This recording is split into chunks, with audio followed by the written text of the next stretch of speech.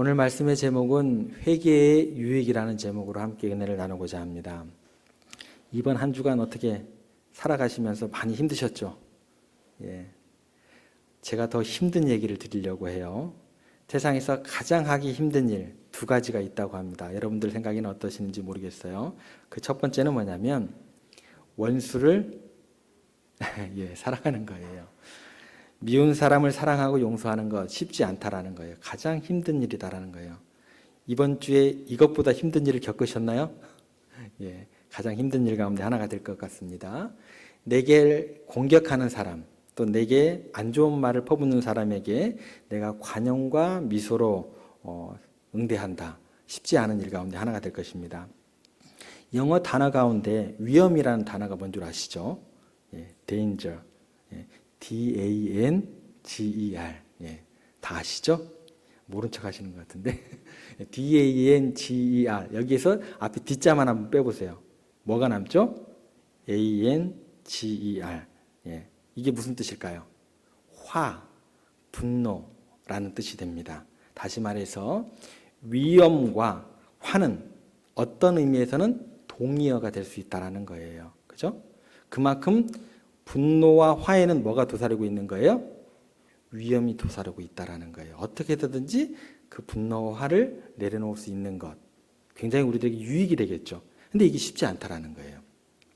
두 번째는 뭐냐면 우리가 평안할 때, 또 행복할 때, 그런 삶 중에서 자신의 죄를 회개하고 신앙생활하는 거 이거 쉽지 않다는 거예요. 죄가 드러날 때 인정하는 것은 회개가 아니라 뭘까요? 자백입니다. 이건 회개가 아니에요. 그런데 요즘은 이 자백마저도 쉽지 않은 시대를 우리가 살아가고 있는 것 같아요. 회개란 자발적인 것입니다. 아무도 내 일을 알지 못하고 추궁하지 않는다 할지라도 내가 하나님 앞에서 내 잘못을 고백하는 것이 뭐예요? 그게 회개가 되는 것입니다. 그래서 회개라는 것은 벌이 두려워서 벌벌벌 떠는 게 아니에요. 그래서 고백하는 게 회개가 아니다라는 거예요. 회개는 그만큼 두려워서 고백하는 것이 아니라 하나님의 용서에 대한 감격으로 하는 게 뭐예요? 그게 회개다라는 거예요. 회개에 대한 개념을 잘 잡으셔야 됩니다. 지금 막 우리가 살펴본 첫 번째가 뭐죠? 벌써 잊으셨어요? 가장 어려운 것. 용서. 그리고 또 하나는 뭐죠? 회개. 이 두 가지는요, 우리들이 꼭 기억하셔야 돼요. 왜 그러냐면, 우리가 신앙생활을 해 나가면서 성숙한 우리의 신앙의 모습을 유지하기 위해서 가장 중요한 게 뭐예요? 이 용서와 이 회개다라는 거예요. 이 두 가지 중에서 오늘은 우리가 뒤쪽, 회개 쪽에 좀 집중해 보기를 원합니다. 오늘 본문에 나오는 다윗이라는 인물, 그 사람은 지금 가장 절정기에 이르렀어요. 고대 근동을 다 평정한 상황입니다. 가장 위세가 막강한 시대에 그 사람으로 인정을 받고 있었습니다. 그런데 그 절정기에 안타깝게도 다윗이라는 인물이 범죄하게 되고 타락하게 됩니다. 자기 부하인 그 우리아의 아내 밧세바를 범하고 그리고 그걸 감추기 위해서 충신이었던 우리아를 죽이는 일까지 서슴없이 감행하게 됩니다. 이 정도가 되면 이후에 나오는 이야기는 다윗이 살인하고 간음했기 때문에 하나님께 버림받았더라 라는 이야기로 연결되면서 이야기가 완전히 끝나도 전혀 이상하지가 않습니다. 그런데 이야기가 그렇게 끝나지 않죠. 다윗이라는 사람은 시편 51편을 보게 되면 통회하고 회개하는 역사를 그 가운데 이루게 됩니다. 그리고 하나님께서 그 다윗의 이야기를 거기서 끝내시지 않고 계속해서 그 인생을 통해서 써내려 가십니다. 그런데 참 아픈 것은 뭐냐면 그 계속되는 이야기의 시작은 어떻게 되냐면 다윗의 범죄로 말미암아 밧세바가 낳은 아이가 결국은 죽게 돼요. 좀 안타까운 장면이죠. 죄는 다윗 왕이 지었는데 왜 죄 없는 아이가 죽냐는 거예요. 이게 참 안타까운 장면이라는 거예요. 죄는 다윗 왕이 지었지만 그 죄 없는 아이가 그 죄의 대가로 시름시름 앓다가 결국은 죽게 됩니다. 그런데 이 안타까운 이야기도 그 이야기의 끝이 아니에요. 이야기가 계속 또 연결이 됩니다. 다윗은 그 이야기의 연속을 보게 되면 다윗은 낙심하고 좌절하는 인생으로 끝나는 게 아니라 완전히 새 사람으로 거듭나게 됩니다. 놀라운 은혜가 부어지게 되고 그 은혜를 누리는 사람이 됩니다. 그 놀라운 은혜의 출발은 다윗의 진심 어린 회개로부터 시작했다라는 거예요. 지금 이 시대도 어쩌면 좀 안타까운 모습이 뭐냐면 죄는 다윗이 지었지만 아이가 죽은 것처럼 우리 기성세대들의 잘못 때문에 그 잘못된 욕망과 권력욕 때문에 잘못된 가치관들이 이 세상에 가득하게 되고 제정신으로 살아갈 수 없게 되고 세계에서 자살률 1위라는 너무나 불명예를 그런 안타까운 현실 가운데 놓여 있는 게 우리나라의 현실입니다. 이거는요, 우리가 잘못해서 우리의 시대의 아픔으로 우리 시대의 어떤 세대로만 끝나는 것이 아니다라는 게 더 큰 슬픔이다라는 거예요. 청년들과 아이들의 삶이 얼마나 각박한지 그들은 계절의 변화를 못 느낍니다. 그냥 학원으로 또 도서관으로 그렇게 갇혀서 정서가 파괴되고 인간미를 잃어가는 그런 안타까운 모습이 되었다라는 것입니다. 그들은 기계가 아니거든요. 그들은 컴퓨터가 아니거든요. 그런 그들에게 정보 집어넣어야 되죠. 지식 집어넣어야 되죠. 기술 집어넣어야 되죠. 이렇게 계속 뭐예요? 주입만 시키고 있다라는 거예요. 이 정도가 되면 하나님께서 우리를 부르시고 하나님께서 이 땅에 세우신 성도들과 교회를 통해서 너무나 많은 아픔을 겪고 있는 이 시대 가운데 빛과 소금이 되어서 희망을 주어야 할 텐데 너무나 안타깝게도 교회는 점점 더 그 맛과 그 매력을 잃어버리고 구원의 사명을 감당하지 못하고 있다는 게 우리들의 안타까움이고 하나님의 눈물이 되고 있다는 것입니다. 정확히 1년 전입니다. 토요일이었고 저녁 식사 후에 제가 주일 설교 준비를 하고 있었어요. 그런데 한 10시 30분 정도일까요? 그때부터 이태원 쪽으로 향하는 차량은 우회하시기 바랍니다 라는 문자가 딱 왔어요. 아, 차량 통행을 하고 있나 보다. 왜냐하면 그때 당시에 이제 제가 삼각지 고가 쪽이었기 때문에 시위가 삼각지 고가부터 숙대 쪽으로 항상 행렬이 이어졌거든요. 아, 그래서 시위의 연장선상으로 우회를 하나 보다라고 얘기했습니다. 그 뒤 한 2시간쯤 지났을까요? 문자가 오기 시작하는데 뭔가 심상치가 않아요. 문자에 근데 정확한 내용은 없어요. 인터넷을 봐도 아무 내용이 없습니다. 자정이 지나서부터일까요? 막 10분 단위로 문자가 오기 시작합니다. 큰 사고가 났구나 싶었어요. 그때부터 인터넷 속보가 뜨기 시작하더라고요. 제가 원래 토요일은 설교 준비 때문에 한 2시쯤 잠을 잡니다. 그런데 그날은 제가 잠을 못 잤어요. 그냥 꼬박 거의 두 눈으로 눈을 뜨고 잠을 세우고 아침에 7시 반에 예배거든요. 일부가. 예, 그렇게 교회를 간 거예요. 제가 일부 예배를 인도를 하면서 제가 어떻게 인도를 했는가 기억이 안 나요. 그 예배가 끝나고 난 다음에 이제 성도님들하고 인사를 하잖아요. 장로님들과 권사님들과 집사님들이 저에게 인사보다 먼저 건네는 말이 있었습니다. 목사님, 혹시 저희 교회 청년들은 제가 대답했어요. 아직 연락 온 청년은 없습니다. 이 대화의 그 대답 내용이 그날 하루 종일 이어졌고 일주일간 계속되었습니다. 그도 그럴 것이 제가 섬기던 교회가 이태원에서 딱 10분 거리예요. 그렇게 안 되고 평소에 그곳에서 권사님들과 집사님들과 청년들과 항상 식사를 하고 차를 마시던 곳이었어요. 그런데 그런 일이 일어난 게 된 거죠. 제가 그 일로 굉장히 어려움을 겪었어요. 왜냐하면 제가 맡아 있던 청년들이 예배 드릴 때 한 120명의 예배를 드립니다. 그럼 제적은 150에서 200명이 돼요. 이태원에서 10분 거리입니다. 제가 뜬 눈으로 밤을 지새울 수밖에 없었던 이유가 거기 있었고 일주일간 제 마음 가운데 어떤 연락이 올까 두려움을 가질 수밖에 없었던 이유가 거기 있었고 또 제가 담당하고 있었던 그 200명 가까이 되는 아이들과 비슷한 또래의 아들 그보다 더 어린 아이들이 그렇게 어려움을 겪었다는 게 저는 굉장히 제 마음을 힘들게 했습니다. 참 힘든 시간이었어요. 그래서 제가 신방을 가도 이태원을 지나가야 돼요. 못 지나갔어요. 2달 넘도록. 강변북로를 항상 돌아갔습니다.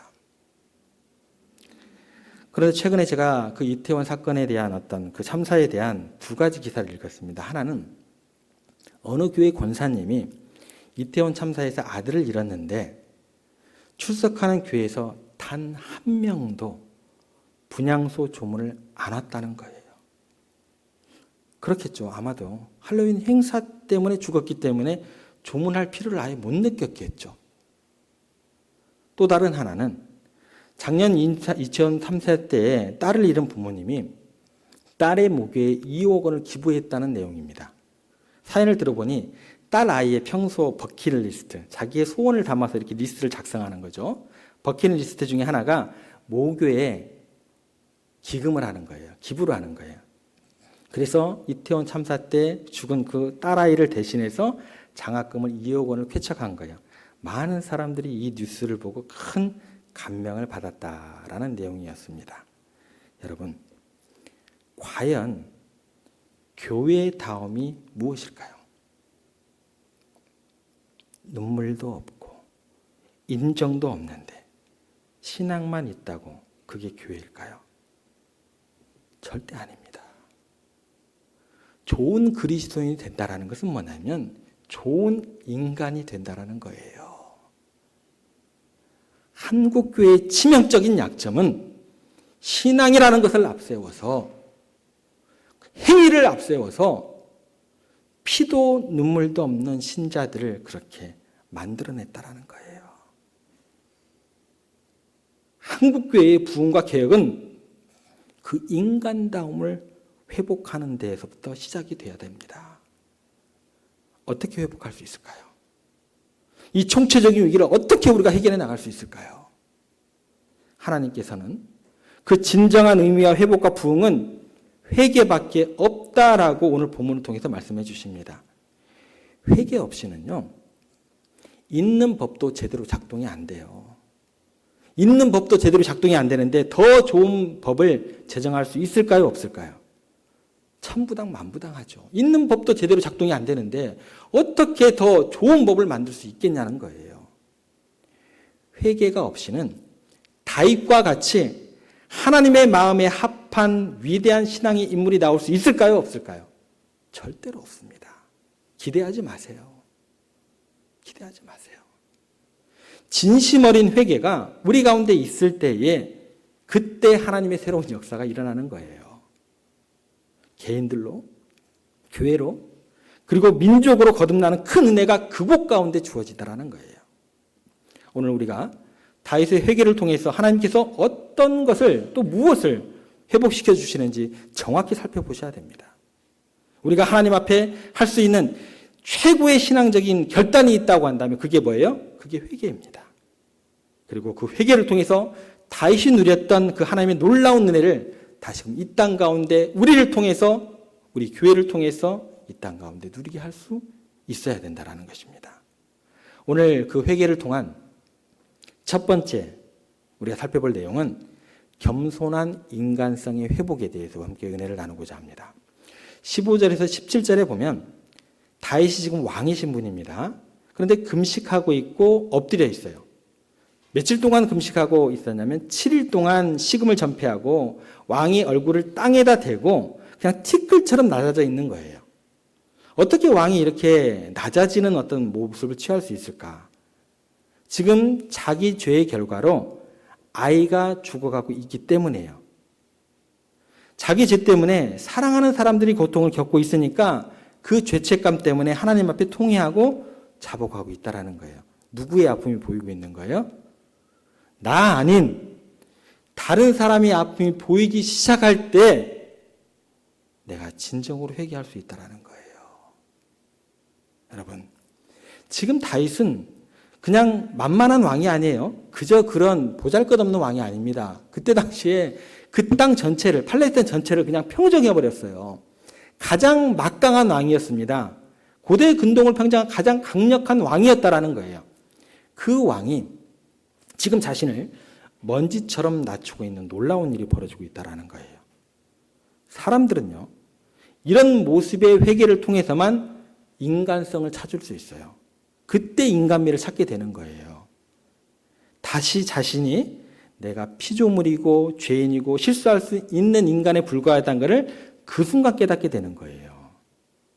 이 깨달음이 뭐예요? 인간성의 회복입니다. 이전에는 다윗은 자기를 뭘로만 생각했을까요? 똑같은 인간이 아닌 거예요. 나는 왕이야. 틀리잖아요. 그죠? 똑같은 인간이 될 수가 없잖아요. 나는 왕이야. 이전에는 그렇게 생각을 했어요. 내가 왕이기 때문에 사람을 사람으로 대하지 않아도 마땅한 거예요. 그죠?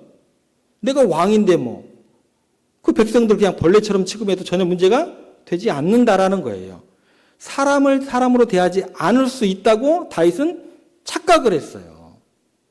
그래서 우리와 같은 충신을 그냥 죽여버립니다. 그런데 양심의 가책을 느껴요, 안 느껴요? 안 느껴요. 왜요? 나는 왕인데. 너랑 나랑 달라요. 틀려요. 인간성을 상실한 상태가 그대로 그냥 놓여지는 게 다윗이었다라는 거예요. 이처럼 세상의 권력이라는 게, 세상의 돈이라는 게, 세상의 명예와 지식이라는 게요, 인간성을 상실하게 만들 굉장히 중요한 재료가 되더라는 거예요. 자기가 피조물이고 자기가 죄인이라는 걸 잊어버리고 남보다 조금 더 가진 것 때문에 인격이 황폐화되어 있고 마음이 굳어져 있는데 본인은 알아요, 몰라요? 절대 모릅니다. 절대 몰라요. 그런데 이 순간 회개를 통해서, 그 회개는 뭘로부터? 다른 사람의 아픔이 보이기 시작하면서 이 회개를 통해서 다윗은 다시 인간으로 돌아오는 거예요.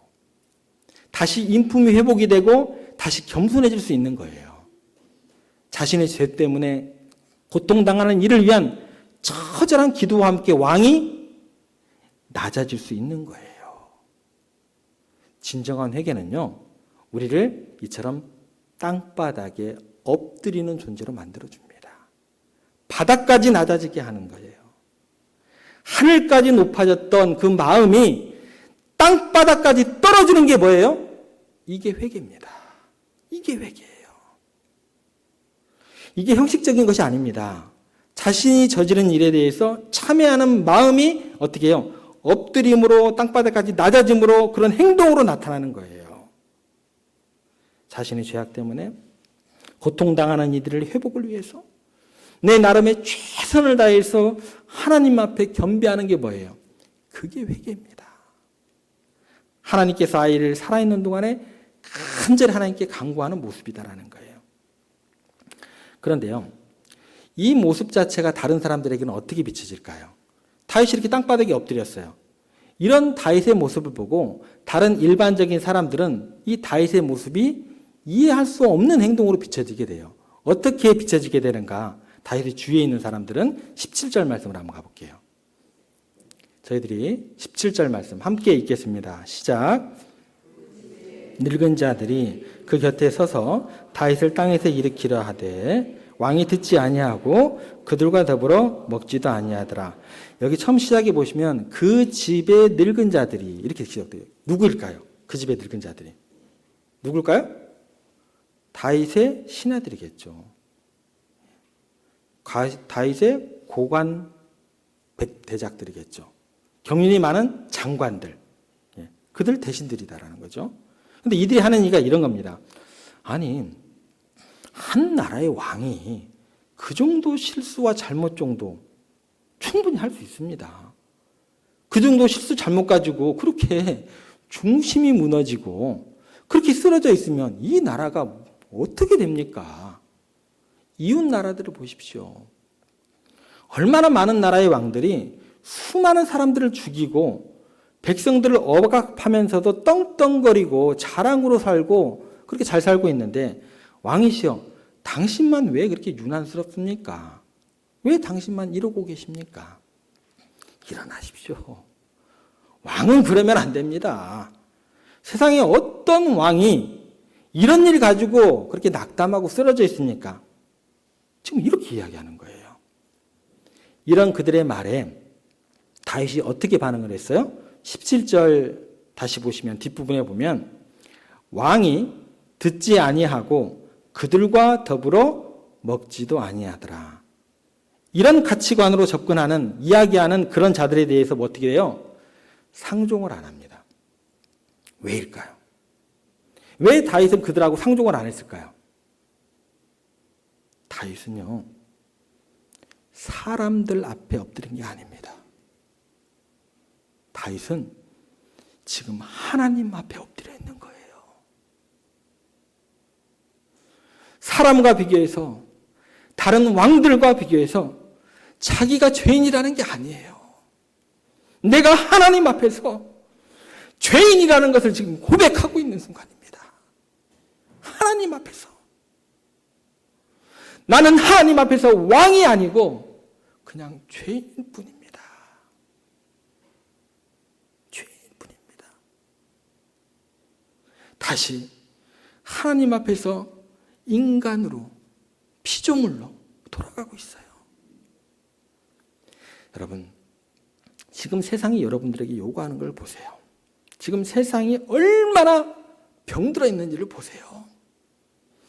동일한 죄를 기업의 총수가 증가하고 아무 힘없고 가난한 사람들이 증가하고 처벌이 달라요. 세상 사람들이 다 아는 죄를 지었는데 그거에 대해서 그만한 기업가이고 한국 사회에서 그 정도 경제적으로 부흥을 시킨 사람이라고 한다면 아니 뭐 그 정도는 그 사람을 재력으로 누릴 수 있을 만한 그 정도는 뭐 괜찮지. 이렇게 이끌어갑니다. 한 나라를 위해서 엄청나게 많은 일을 했으면 그 정도의 인권 탄압 정도는 뭐 있을 수 있지 그 정도는 만약에요, 일반적인 사람들이 그 정도의 잘못을 했다고 한다면, 아니, 그 정도의 훨씬 비교도 안 되는 정도의 잘못을 했다고 해도 법의 심판은 법의 심판대로 받고 아마 사회에서 매장당했을걸요? 살아남을 없었을걸요? 여러분, 세상적인 가치가 얼마나 병들어 있는지 생각해 보세요. 죄의 허용치와 그 기준이 사회적인 지위와 경제적인 능력과 권력의 크기에 따라서 달라지면 그거는요, 하나님의 공의와 정의가 제대로 된 기능을 발휘하지 못하는 거예요. 하나님의 나라가 아닌 거예요. 우리 하나님은요, 고아와 과부의 하나님이시다라고 그랬어요. 그건 하나님의 나라가 아닌 거예요. 그런데 다윗이요, 정말 놀랍게 모든 고대의 왕들이 다 그래도 나는 회개해야 된다라고 생각을 했어요. 납작 엎드렸습니다. 자기 자신이 창조주 앞에 하나의 피조물이고 죄인에 불과한 것을 어떻게 해요? 엎드리면 왕관이라는 것은 무의미해집니다. 왕관은 벗어지게 되어 있어요. 왕관을 벗어 던지고 하나님 앞에서 나의 죄인됨을 인정하고 있어요. 이것이 회개의 은혜입니다. 우리가 전심으로 회개할 때 남들이 보기에 내가 굉장한 일을 행했던 것 같아도, 내가 지금 큰 성공을 이룬 것 같아도, 하나님 나라를 위해서 엄청난 일을 행한다 할지라도 그 행함으로 인해서 교만해지고 하나님 앞에서 완악해져 있는 것들을 다 벗겨내주는 은혜가 회개 가운데 주어지게 됩니다. 그래서 한 인간으로 겸손해지고 그렇게 인간성을 회복하게 되고 그만큼 따뜻하게 되고 부드러워지고 착한 마음으로 돌아가는 하나님의 그 형상을 회복하는 놀라운 은혜가 이 회개 가운데 주어지는 거예요. 이게 진짜 회개입니다. 그럴듯하게 음악 틀어놓고 눈물 흘리면서 두 손 들고 회개합니다 라는 모습도 회개의 하나지만, 진정한 회개는요, 마음으로부터, 겸비해짐으로부터, 인간성의 회복으로부터 주어지는 게 진정한 회개입니다. 그게 회개예요. 여러분, 왕관이 중요하십니까? 아니면 여러분의 마음과 부드러움과 그 인간미가 중요하십니까? 다윗은 하나님 앞에서 죄인의 한 사람으로 땅에 납작 엎드렸어요. 왕의 위세를 왕관 따위는 벗어버렸습니다. 잊었습니다. 죄를 지으면 죄인이지 왕이 아닙니다. 죄를 지었으면 죄인이지 회장이 아닙니다. 죄를 지으면 죄인인 거지 학자가 아닙니다. 죄를 지으면 죄인인 거지 목사가 아닙니다. 죄를 지으면 죄인인 거지 장로가 아닙니다. 그냥 죄를 지었으면 죄인이 되어야 합니다. 여러분, 언제든지 우리는 하나님의 은혜를 누리고 있는 모든 것들을 다 내려놓고 회개하고 그렇게 낮아질 준비를 하셔야 돼요. 그럴 수 있는 사람이라면 그건 하나님께 복받은 사람이에요. 다시 인간미를 찾을 수 있다고 한다면 그 사람은요, 하나님께 사랑받는 사람이다라는 것입니다. 다윗이 위대한 것은 기고만장하고 그렇게 높았던 골리앗을 쓰러뜨려서 자기가 높아지는 순간이 위대한 게 아닙니다. 자기 자신이 납작 엎드려지고 자기 자신을 쓰러뜨리는 그런 순간이 다윗에게 가장 위대한 순간이 되었다는 거예요. 하나님께서 창조하신 겸손하고 사랑스러운 사람의 모습이 그때의 모습이었다라는 거예요. 영국의 유명한 설교가 스펄철 목사님이 이런 말을 했습니다. 우리가 어떤 때에 나는 참 죄인이다, 나는 참 나쁘다, 나는 악하다고 느껴질 때가 있다. 그러나 기억하여라. 당신은 그것보다 더 악하다고 하는 사실을. 사실 우리가 어떤 때에는 나는 죄인이다라고 내 죄를 깨닫고 부끄럽게 알고 탄식할 때가 있다. 그러나 하나님이 당신을 보실 때에는 당신이 생각하는 그것보다 더 악한 죄인이라고 하는 사실을 우리가 알아야 된다. 스펄철 목사님의 결론은 뭐냐면 우리가 어떤 때에는요, 나는 죄인입니다라고 이야기할 때가 있대요. 나는 죄인이다라고 내 죄를 깨닫고 부끄럽게 알고 탄식할 때가 있다고 합니다. 그런데 동시에 우리들은 어떤 생각을 하게 되냐면 동시에 우리는 우리의 눈을 다른 곳으로 향해요. 어디 보자. 또 다른 죄인이 누가 있나 찾게 된다라는 거예요. 그리고 우리 스스로 체면을 걸어요. 그 죄인보다는 내가 낫지. 그가 나보다 더 악하다고 스스로 생각하면서 내 자신을 합리화하고 자기의 죄의 짐을 그 사람에게 전가시키고 자기는 자유해진다라는 거예요. 하지만 하나님께서 우리를 보실 때에는 우리가 생각하는 그것보다도 더 악한 죄인이라는 사실을 잊지 않아야 된다는 이야기가 됩니다. 우리의 한계를 인정하고 인간이 치장해놨던 모든 세속적인 것들을 다윗의 왕관처럼 다 벗어버리고 주님 앞에 겸손해질 줄 아는 여러분들이 되셔야 합니다. 회개를 통해서 다시 한번 인품을 회복하셔야 됩니다. 다른 거 다 잃어버려도 인품을 회복한다면 그게 하나님께서 주신 또 다른 가장 큰 은혜이고 축복인 줄 믿습니다. 여러분들 진정으로 회개할 줄 아는 사람이 되시기 바랍니다. 그 회개를 통해서 회개의 첫 번째 유익인 겸손한 마음을 회복하는 여러분들 되시기를 간절히 소망합니다.